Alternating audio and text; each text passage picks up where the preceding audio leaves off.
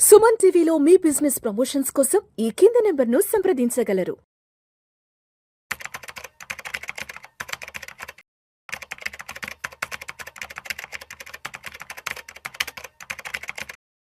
గిరిబాబు గారు నమస్తే sir.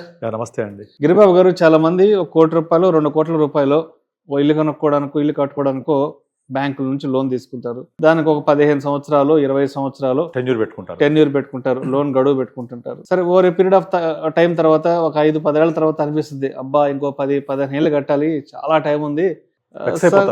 Vex అయిపోతారు అప్పటికి. ఎందుకంటే ప్రతి నెల 1వ తేదీ వచ్చిందంటే దానికోసం ఒక 50,000, 60,000, 70,000, 80,000 ఎంతో కొంత ఈఎంఐకి దగ్గర దగ్గర 1,00,000 వరకు ఉంటుంది. 1,00,000 వరకు ఈఎంఐకి వెళ్ళిపోతుంటుంది. సరే, ఇంకో రోజు వైఫ్ అండ్ హస్బెండ్ ఇద్దరు కూర్చొని మాట్లాడుకుంటారు, అయ్యో నెలకు ₹1,00,000 వరకు ఈఎంఐకి వెళ్ళిపోతుంది, చాలా బర్న్ అయిపోతుంది, త్వరగా ఏదో విధంగా అసలు ఫస్ట్ ఈఎంఐ నుంచి ఈఎంఐ త్వరగా రీపే చేసి ఫస్ట్ దీని నుంచి బయటపడాలి అనుకుంటుంటారు. కాబట్టి మరి ఈఎంఐ విషయానికి వస్తే మనం ఈఎంఐ బర్డన్ని తగ్గించుకోవడానికి ఎటువంటి మంచి మార్గాలు ఉన్నాయంటారు? యాక్చువల్గా ఒక చిన్న ఎగ్జాంపుల్తో మనం డిస్కస్ చేద్దాం.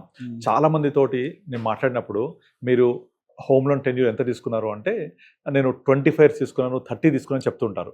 ఎందుకంత ఎక్కువ తీసుకున్నాము అంటే, అంత టెన్యూర్ పెడితే తప్ప మనకు కావాల్సినంత అమౌంట్ రాదు. మీరు ముందే కనుక 10 years 15 years పెట్టుకుంటే డిస్బర్సిబుల్ అమౌంట్ ఎక్కువ రాదు. కనుక టెన్యూర్ ఎక్కువ పెట్టేసుకుంటారు. వాళ్ళ మైండ్లో ఏముంటుందంటే, నేను టెన్యూర్ 25 పెట్టుకున్నా, 30 పెట్టుకున్నా, నేను దీన్ని ఒక 10-15 సంవత్సరాల లోపల క్లియర్ చేసేస్తాను అని ఉద్దేశం ఉంటుంది. ఆ 10-15 సంవత్సరాల లోపల క్లియర్ చేస్తాను ఉద్దేశం ఉండి, వాళ్ళిక ఆ 20 సంవత్సరాల పీరియడ్ని పట్టించుకోకుండా లోన్ తీసేసుకుంటారు. లోన్ తీసేసుకొని వాళ్ళు ఫస్ట్ లోన్ తీసుకొని ఇల్లు కొనుక్కొని గృహప్రవేశం అయిన తర్వాత కనీసం ఒక 3-4 years దాకా వాళ్ళకి ఒక బ్రీతింగ్ స్పేస్ దొరకదు, అంటే ఎక్స్ట్రా కట్టడానికి. అంటే ఫస్ట్ 4-5 years అట్లా వెళ్ళిపోతుంది. ఇక తర్వాత నేను నెమ్మదిగా కడదాము, నా దగ్గర డబ్బులు ఉన్నప్పుడల్లా కడదాము అని ఇంకా ఏ అవసరాలు ఉన్నా పక్కన పెట్టి ఈ హోమ్ లోన్ మీద పడి దాన్ని తీర్చుకుంటూ పోయాలి అని తాపత్రయపడుతుంటారు. ఎంత తాపత్రయపడ్డా ఒక 15 సంవత్సరాలు తక్కువైతే కాదు. అలా కాకుండా మన మిగతా గోల్స్ ఏవైతే ఉన్నాయో అవి మిస్ అవ్వకుండా ఒక ప్రాపర్ ప్లానింగ్, ఒక చిన్న 2-3 టిప్స్ చెప్తాను నేను. అవి కనుక మీరు అవలంబిస్తే మీ హోమ్ లోన్ ఎంత టెన్యూర్ ఉన్నా, ఎంత ఎక్కువ ఉన్నా హ్యాపీగా మనం క్లియర్ చేసుకోవచ్చు. ఒక ఎగ్జాంపుల్ తీసుకుందాం. ఒక 50 lakhs హోమ్ లోన్ ఉంది, 8.5% ఇంట్రెస్ట్ అనుకోండి. ఈఎంఐ వచ్చి అరౌండ్ 44,000 అవుతుంది. 43,000 change 44,000. 50 lakhs home loan, 8.5% interest rate, 20 years tenure, 44,000 EMI. అయితే మొత్తం మీరు 44,000 చొప్పున 20 years తర్వాత మీరు మొత్తం పాకెట్ నుంచి కట్టేది 1,05,00,000 ఉంటుంది. తీసుకునే లోన్ 50 లక్షలు అయితే మొత్తం కట్టేది 1,05,00,000 చిల్లర ఉంటుంది. రఫ్ ఫిగర్ చెప్తున్నాను నేను. కోటి అంటే మీరు దగ్గర 50 లక్షల లోన్కి ఇంకొక 55 లక్షలు ఎక్స్ట్రా కడుతున్నారు. అది ఎప్పుడు 20 years పాటు కడుతూ పోతున్నారు. కానీ మీరు అన్నట్టుగా నార్మల్గా నేను ఇంతకాలం కడుతూ పోతున్నాను, నాకు అసలు వెక్స్ అయిపోతున్నాను, ఇబ్బంది పడుతుంటారు. సో అందుకే ఒక జోక్ ఉంటుంది. ఏం చెప్తుంటారంటే, నువ్వు నీ ఉద్యోగాన్ని ప్రేమించాలంటే హోమ్ లోన్ తీసుకొని చూడు అని చెప్తారు. హోమ్ లోన్ తీసుకొని చూసావంటే నీ ఉద్యోగాన్ని పక్కా ప్రేమిస్తావు, భయంగా ఉద్యోగం చేస్తుంటాం కాబట్టి. కనుక అలాంటి ఏం లేకుండా హ్యాపీగా హోమ్ లోన్ క్లియర్ అవ్వాలంటే ఒక ఇంపార్టెంట్ టిప్ చెప్తాను నేను. అదేంటంటే, మీకు ఏదైతే ఈఎంఐ ఉంటుందో ఆ ఎవ్రీ ఇయర్, అంటే ఫస్ట్ ఇయర్ తీసుకున్నాం, ఈ ఇయర్ 2026 ఏప్రిల్లో లోన్ తీసుకున్నాం. నెక్స్ట్ 1 year అంటే 2027 ఏప్రిల్. 1 year తర్వాత మీ 12 EMIsకి ఈక్వల్గా ఒక ఈఎంఐ రీపే చేయండి. ఎక్స్ట్రా 1 EMI ఎక్స్ట్రా అంటారు దీన్ని.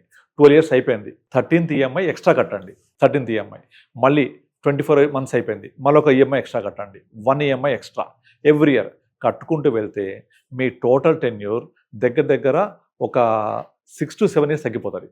ఓన్లీ 1 కట్టినందుకే. ఎందుకు అంటే, మొదట మీరు ఏదైతే కడుతున్నారో ఫస్ట్ ఇయర్ మీరు ఎంత తొందరగా కడుతూ పోతుంటే అంత ఎక్కువగా ప్రిన్సిపల్కి వెళ్ళిపోతుంది. అదర్ దాన్ ఈఎంఐ వెళ్ళడం వల్ల ఇమీడియట్లీ ప్రిన్సిపల్ తగ్గిపోవడం వల్ల దాని తర్వాత సబ్సిక్వెంట్ ఈఎంఐలో వెళ్ళే కాంపోనెంట్, ఇంట్రెస్ట్ కాంపోనెంట్ తగ్గుద్ది, ప్రిన్సిపల్ కాంపోనెంట్ పెరుగుద్ది. అర్థమవుతుందా? మొదటి 5-6 years ఇంట్రెస్ట్ బాగా తీసేసుకుంటాడు, ప్రిన్సిపల్ అనేది పోదు. అటువంటి టైంలో మీరు కనుక ప్రిన్సిపల్ అమౌంట్ 44,000 కడుతూ పోతే అది మొత్తం ప్రిన్సిపల్కి వెళ్ళడం వల్ల దాని సబ్సిక్వెంట్ నెక్స్ట్ మంత్ వచ్చే ఈఎంఐలో ఇంట్రెస్ట్ కాంపోనెంట్ ఏమో తగ్గుద్ది, ప్రిన్సిపల్ కాంపోనెంట్ పెరుగుద్ది. అలా పెరగడం వల్ల మీకు ఓవర్ పీరియడ్ ఆఫ్ 20 yearsలో కనీసం 4 to 5 years లోన్ పీరియడ్ తగ్గిపోతుంది, వన్ ఎక్స్ట్రా ఈఎంఐ కట్టడం వల్ల. ఇది ఒక విధంగా మనం అవలంబించవచ్చు. ఇలా లేని వాళ్ళకు, నాకు అంత అవ్వడం కష్టం అనుకుంటే మనం ఏం చేయాలంటే, మన ఈఎంఐ 44,000 కదా ఎగ్జాంపుల్లో, ఆ 44,000 గాను అట్లీస్ట్ ఒక 4,000 అంటే 10% off EMI 4,400 rupees SIP start చేయండి extra every month. SIP start చేస్తూ పోతే మీరు కనుక ఇదే ఎస్ఐపి 4,400 రూపీస్ 20 years కంటిన్యూ చేస్తే ఎగ్జాక్ట్లీ 20 years మీరు ఎంత పే చేస్తారో ఈ 50 lakhs ఎగ్జాంపుల్లో 1,05,00,000 పే చేస్తాం కదా, ఎగ్జాక్ట్లీ మీ కార్పస్ 4,400 చొప్పున వెళ్తే 20 years తర్వాత సేమ్ 1,05,00,000 ఉంటుంది. అంటే మీరు ఎంతైతే లోన్ రూపంలో వాళ్ళకి కట్టారో 1,05,00,000 అదంతా వెనక ఎస్ఐపి అమౌంట్ జనరేట్ అయ్యి ఉంటుంది. అంటే మీకు ఇల్లు ఆల్మోస్ట్ ఫ్రీగా వచ్చినట్లే. Just simple logic. 10% off EMI extra every month చేస్తూ పోతే ఎస్ఐపి 20 years తర్వాత మీ యొక్క టోటల్ కార్పస్ ఎగ్జాక్ట్లీ మీ అమౌంట్కి తగ్గట్టుగా ఉంటుంది, మొత్తం పే చేస్తే దానికి తగ్గట్టుగా. సో ఆ విధంగా మీ యొక్క బర్డెన్ తగ్గించుకోవచ్చు. థర్డ్ టిప్, ఇంపార్టెంట్ టిప్, మీరు నార్మల్గా చాలామంది ఏం చేస్తారు, నేను ఈ హోమ్ లోన్ తీసుకున్న తర్వాత నాకు 20 years పెట్టుకున్నాను, 20 years కుదరదు, నేను దీన్ని ఇంకా తొందరగా తక్కువ చేస్తాను అని చెప్పేసి ఎక్స్ట్రా అమౌంట్ కట్టేస్తూ ఉంటారు. ఏది 1 EMI ఎక్స్ట్రా ప్రయాణం కాకుండా, ఎస్ఐపి కాకుండా ఉన్నప్పుడల్లా కడుతూ ఉంటారు. ఆ ఉన్నప్పుడల్లా కట్టడం చేయకూడదు.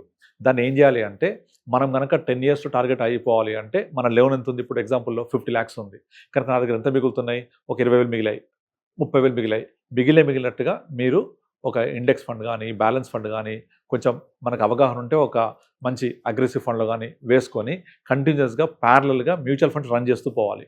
అలా మ్యూచువల్ ఫండ్ రన్ చేస్తూ పోతూ ఉంటే మీకు ఆటోమేటిక్గా 8, 9, 10 years లోపలే మీ అవుట్ స్టాండింగ్ ఎంత ఉందో, అంటే 8 years తర్వాత అంత అమౌంట్ ఇక్కడ జనరేట్ అయి ఉంటుంది.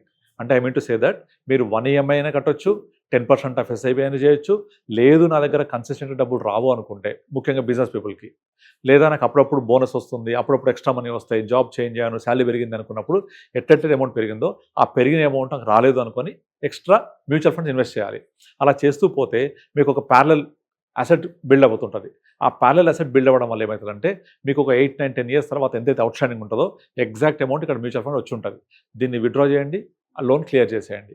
సో ఇన్స్టెడ్ ఆఫ్ 20-25 years మీరు 10 yearsలోనే లోన్ క్లియర్ చేయొచ్చు. అంటే ఓవరాల్గా మీరు హోమ్ లోన్కి కట్టకుండా ఇన్వెస్ట్ చేయండి. ప్యారలల్గా ఇన్వెస్ట్ చేస్తూ పోతే ఆటోమేటిక్గా మీ యొక్క కార్పస్ పెరిగి దాన్ని మీ యొక్క లయబిలిటీ తగ్గించడానికి హెల్ప్ అవుతుంది. తర్వాత ఇంకొకటి, ఇప్పుడు నార్మల్గా చాలామంది ఏం చేస్తుంటారు, హోమ్ లోన్ తీసుకున్నప్పుడు దాంతోపాటుగా మన టాపప్ లోన్ తీసుకుంటూ ఉంటారు. టాపప్ లోన్ తీసుకొని టాపప్ లోన్కి రేట్ ఆఫ్ ఇంట్రెస్ట్ ఎక్కువ ఉంటుంది, నాకు పర్వాలేదు హోమ్ లోన్ లాగా కట్ అయిపోతుంది పెట్టుకుంటారు, మళ్ళీ అదొక బర్డన్ అవుతుంది. కనుక అట్లా కాకుండా మనం ఏం చేయాలి అంటే, మనము హోమ్ లోన్ అనేది ఎప్పుడు స్టార్ట్ అవ్వాలి, ఒక 5 years స్టార్ట్ అవ్వాలి. అంటే ఇల్లు తీసుకోవడం అనేది మీ ప్లానింగ్ కనుక ఒక 5 years ముందే కనుక చేసుకొని, చాలామందికి చెప్తుంటాను నేను, మీరు ఒక ఇల్లు తీసుకోవాలనుకున్నప్పుడు ఒక 4-5 years ముందే ప్లాన్ చేసుకొని ఈఎంఐ ఎంత కట్టాలనుకుంటున్నాను 5 years తర్వాత, ఒక 50,000 అనుకోండి, ఈ 50,000 సరిపడే అమౌంట్ ఎస్ఐపి స్టార్ట్ చేయండి ముందు నుంచే, ఒక ప్రాక్టీస్ లాగా ఉంటుంది. లేదా మీరు ఒక 5 years తర్వాత పొజిషన్ వచ్చే, 4 years పొజిషన్ వచ్చే ఒక ప్రీ లాంచ్ ఆఫర్ అంటే రెరా అప్రూవల్ వచ్చి బ్యాంకులో ఎలిజిబిలిటీ ఉండి 1-time పేమెంట్ కాకుండా ఇప్పుడే మీరు ప్రైస్ లాక్ అయిపోతే 4 years తర్వాత మీ పొజిషన్ వస్తుంది. ఈ లోపల మీరు ఏం చేస్తారు, ఆ 4 years పాటు ఓన్లీ బ్యాంక్ వాడు డిస్బర్స్ చేసిన అమౌంట్ మీద ఇంట్రెస్ట్ పే చేస్తూ ఉంటారు.